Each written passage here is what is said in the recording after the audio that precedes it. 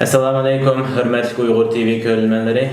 Bugün İstanbul Selim Paşa'da Abdülhakim Baqi İltəbir tağımızdan vafatından keyin iş izlerini esləş məqsədi Selim Paşa'ya bir faaliyet uğurlaşdırıldı. Bu faaliyetin Doktor Hacı Qutluk hakkımızla söhbət edip beriş arqılıq Abdülkerim Baqi İltəbir tağımızdan teximi yakından tunuş iş izlerini teximi yaxşı biliş üçün söhbət edib baxmaqçı. Assalamu alaikum, qanday ahvalınız? Rahmet, aleykümselam. Hacı Qutluk'ta bilan ötüp ketdim. Öz ağzınız bilan özünüz ekranınızda görülmələrimizi bir tunuşturub bergen bolsunuz. Benim ismim Doktor Hacı Qutluk. Yaponiya Kagoshima Xalqaro Universitetining o'qituvchisi. Hozir Türkiye bilan xizmat bilan kelgan. Türkiye Çanakkale 18. Mart Universitetida xizmat qilyapman va tadqiqot bilan shug'ullanyapman. Rahmat. Sizga rahmat. Hacı Qutluk aka, siz bu Abdülkerim Baqi İltəbir akımızdan işinizden yaxşı bilsiz. Muş to'g'riliq bizni qisqacha bir ma'lumotga yig'ib bizni texmi yaxshi tunib bergan bo'lsangiz. Rahmat. Abdülhakim İltəbir Baqi mening ustozim bo'ladi. Shundaqla men aqlimni bilsam, ailemiz bo'yicha tanishadigan, bilishadigan zotlardan biri. Merhum Abdülhakim İltəbir Baqi bu yil 8 ayning 8 kuni Washingtonda vaqtsiz olamdan ketdi. Merhumning hayot izlari, siyosiy faoliyatlari ve ijodiy haqida to'xtalsak, bu nihoyatda uzun vaqt egallaydi. Shuningdek merhumning siyosiy hayoti, ijodiyati ve ijtimoiy faoliyatlar haqida men ko'rurmanlarga qisqacha to'xtalib o'taman. Merhum gerçi o'zi Urumchida tug'ilgan bo'lsa-mu, merhumning ota-bobolari Qashqar Beshkaramdan ko'chak chiqib, Çöçek'te Mehmet Kaçkırı Başlangıç Mektubu'nun kuruluşu sebepçi bo'lgan. Keyin dadasi Baqankam Şiho kelib, Şiho'da dünyaya kelgan. Ondan keyin ailesi boyunca Urumchiga ko'chib kelgan. Baqankam Urumchiga ko'chib kelgandan keyin merhum Abdülhakim İltəbir Baqining dadasi, yani Urumchida qurilgan Uyg'ur uyushmasi ve shundaqla ayni vaqtdagi Ro'zaji masjidi, hozir kishilar Xon Tangri jamiyasi deyotgan shu jamiyalarning qurilishiga sababchi bo'lgan Uyg'ur uyushmasida aktiv rol o'ynagan kishilardan biri. Merhumning dadasi, yani Uyg'urlarningki ma'rifi bo'lsin, diniy faoliyatlari bo'lsin ve başka jihatdagi ma'naviy faoliyatlarga Urumchida ko'p kuch chiqargan Uyg'ur zotlardan biri. Merhum Abdülhakim İltəbir Baqi o'zi Urumchida tug'ilgan, o'zining yoshlik davri Urumchida o'tgan ve keyingi vaqtlarda Sharq Turkiston Xalq partiyasi qatnashib, Xitoy hukumatining ziyonkashligiga uchragan madaniyat inqilobidan keyin, yani Urumchi tajriba o'tirish maktabida o'qituvchilik, yani ma'rifshunoslik, yani ma'rifchilik bilan o'tgan. Bu ma'rifchilik bilan shug'ullanish jarayonida merhum Abdülhakim İltəbir Baqi tajriba o'tirish maktabida G'uncha jurnalini ta'sis qilib, G'uncha jurnalini merkez qilgan holda adabiyot gurjigini barliq keltirib, bu jarayonda nurg'unlagan yazıqçılıqqa yoshlarni yetaklab, nurg'unlagan shoirlarning, hozirgi vaqtdagi nurg'unlagan yozuvchilarning barliq kelishiga sababchi bo'lgan. Abdülhakim İltəbir Baqining bir o'quvchisi, shundaqla yetishtirgan bir shogirdlardan bo'lish sifatim bilan merhumninki, yani adabiyot safida Uyg'ur yoshlarni yetildirishda qo'shgan töhfələrini zo'r deb qarayman. Uningdan boshqa merhum Urumchi kashlik gezisida vazifa o'tagan zamonlarda Urumchi tarixi ve shundaqla Sharq Turkistonning tarixiga doir nurg'unlagan tarixiy maqolalarning e'lon qilinishiga sababchi bo'lgan, nurg'unlagan nodir asarlarni Urumchi kashlik gezisida e'lon qilgan. Keyin Xon Tangri jurnali ta'sis qilingandan keyin Urumchi Xon Tangri jurnaliga berib, Xon Tangri jurnalida bosh muharrirlik vazifasi o'tagan. Bu jarayonda, yani Uyg'ur adabiyotining hozirgi zaman davri bo'lsin ve klassik davri bo'lsin ve yaqinqi zamondagi Uyg'ur adabiyoti bo'lsin, buni birlashtirish, bularga ko'riklik rol o'ynashda nihoyat aktiv xizmat qilgan. Ayni vaqtlardagi Sharq Turkiston Cumhuriyetining qurilishiga sababchi bo'lgan Abduqodir Damollamning o'g'li Abdülaziz Mahsum qatorliq mashhur zotlarning she'rlarini bergan, madaniyat inqilobida ziyonkashlikka uchragan İbrahim Turdi qatorliq mashhurlarimizning she'rlarini matbuotda yo'riqliq chiqarib xalq bilan yuz ko'rishga sababchi bo'lgan.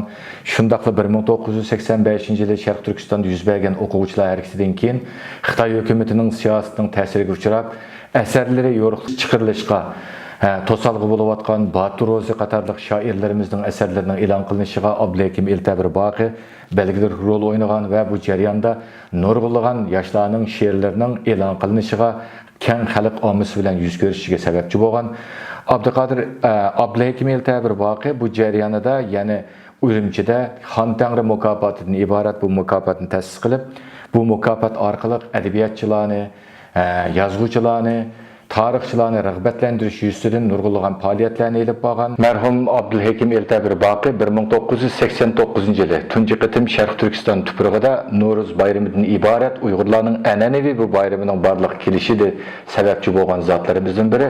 Shu yili No'ruz bayramini televiziya programmasi qilib, Urumchi televiziya stansiyasi bilan birlikda keng xalq ommasining bu No'ruzdan iborat Uyg'urlarning an'anaviy bayrami bilan yuz ko'rishiga sababchi bo'lgan va 89-yildan başlap Şarkı Türkistan'ın cenub ve şimalida No'ruz bayramidan ibaret Uygurlarning an'anaviy bayramini hatırlash bu faaliyet qanoti yaydirilgan.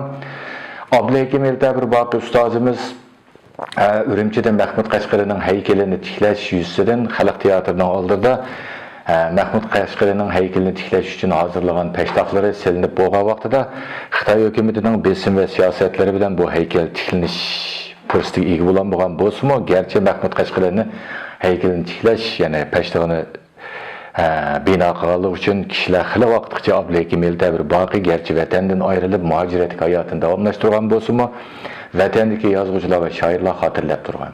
Abdulhakim Eltabir voqeaning hayoti, ya'ni 20-asrdagi 20-asrning 80-yillardan keyingi Uyg'ur adabiyotini buyuk bir kiyimi desek, bu kiyimdagi yazgıcı şairlarni, tercümanlarni, tarixchilarni, ijtimoiy va siyosiy faoliyatlarni boshlab mang'uchi bu kemining kapitani Abdulhakim Eltabir voqea. Abdulhakim Eltabir voqea adabiyot san'at sohasidagilarni uyushtirish, adabiyot san'at sohasidagilarni birlashtirish va bu orqali nurg'ulg'an Uyg'urlarning go'zal san'at, naqsh usul ve şundaqlı ijtimoiy faoliyatlarning Sharq Turkiston tuprog'ida yo'riqlik chiqarilishiga sababchi bo'lgan. Abdulhakim Eltabir voqea o'zining she'riy ijodiyatlari bilan, ya'ni Uyg'ur adabiyotidagi balla adabiyotni to'liqlashdan iborat she'riy ijodiyati bilan uzun mezgil shug'ullanganligi uchun hozirgacha Abdulhakim Eltabir voqeaning ko'plagan she'rlari Sharq Turkiston tuproqlaridagi dars kitoblariga kirgizilgan bo'lsa-mu, keyingi vaqtda muhojirat hayoti boshlangandan keyin Xitoy hukumati dars kitoblaridan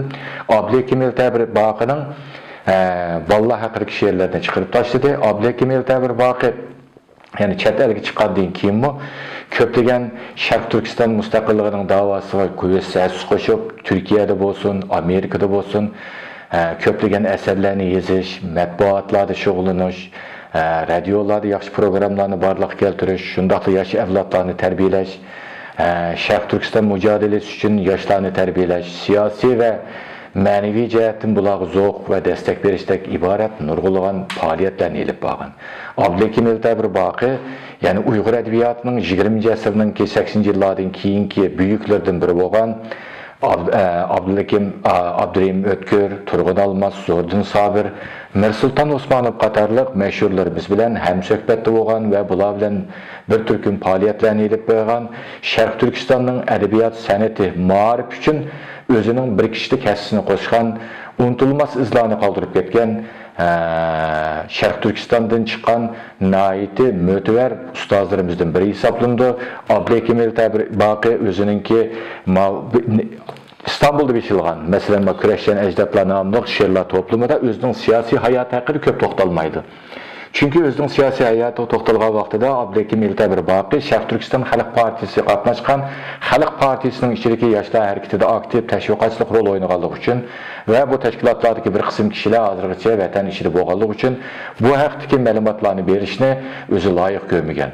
Lekin Abdulhakim Eltabir voqea Sharq Turkiston Xalq partiyasi yoshlar guruhida aktiv faoliyatlarni elib borganligi uchun hozirgacha bu partiyaga shohid bo'lgan, bu inqilobni bildirgan kishilar Abdulhakim Eltabir voqeani yod etishidi va eslaydi. Abdulhakim Eltabir voqea o'zining qisqagina hayoti jarayonida Sharq Turkiston davosiga has qo'shish bilan birga Sharq Turkiston davosining bundan keyinmi texnik rivojlanishi va texnik ahamiyatga ilib berilishi uchun nayti yaxshi farzandlarni yetildirib, ularga otalik mehrini va oilaviy ma'rif ajrini singdirganligi uchun Abdulhakim Eltabir voqeaning farzandlarini Amerikada hammamizga ayon 3 farzandi nayti yaxshi xizmat o'rinlarida xizmat qilyotdi. 3 farzandi garchi Amerikada bolsunmu, yanıla dadısıga okşaş Şarkı Türkistan davasıga koludan gelişçe as qoşup kelyaptydy. Ular mekdeplerini içiş, balalarni ana tilde terbiyeleşten ibaret köplegen faaliyetlerini ilip berýärdi. Bugün mana Abdülhakim Eltabir Bakynyň İstanbul'daki dostları, okuwçylary ve şundaqly bir kısım Abdülhakim Eltabir Bakynyň eserleri bilen, siyasi hayatı bilen tanış bolgan dernekdikiler, teşkilatdikiler ve bir kısım vatanperver zatlar İstanbul'un yani Selim Paşa'ya cem bolup merhumni hatırlap oturupdymyz, onun eserleri ve hayatları hakkında toxtalyp ötüpdymyz. Bunun keyinki merhumni hatırlaş ilip faaliyetleri hakkında ait yaxşı məsləhətler boldu. Merhum özünün kıskıgına hayatı jaryanında ölçmez izlarını kaldırıp gitti. Merhumunun icari hayatı olsun, siyasi hayatı olsun ve faaliyetleri olsun. Şarkı Türkistan halkının kalbide orun alğanlığı için mana bugünkü günde yani 8. ayının 8. günü bizden vidalaşkan bolsumu ta bugünkü kadar dünyanın her kaysi yerlerdeki onun dostları, okuwçylary, söhbetdaşları, kalemdaşları onu hatırlap kelyapdydy. Ahırda ben merhumның nur işçiliği içişine, şundaqla ailesinin bunun keyin sabırlık, taqatlik bolup, bəxt ve şahadet içinde yaşını nesip kılaman. Abdülhakim Eltabir Baky ustazımızın perzendlerinin atısının iziği varis bolup, kelgüsüde atısı büyük işlerini kılışıga işenemen ve inşallah ilahim bu küllerine hemimizin görüşünü nesip etsin. Amin. Sizge rahmet aka. Allah Sizlerge rahmet. Şundaqla Abdülhakim Baky Eltabir tağımız nur işi ýaşasyn, evlatlaryma işlerden maňyly nesip kılsyn. Şunda hörmetli görünmeler, bugünkü söhbetimiz bir ahirlaşdy. Keler katım görüşkiş aman bulunlar. Allah'a emanet. Allah'a emanet.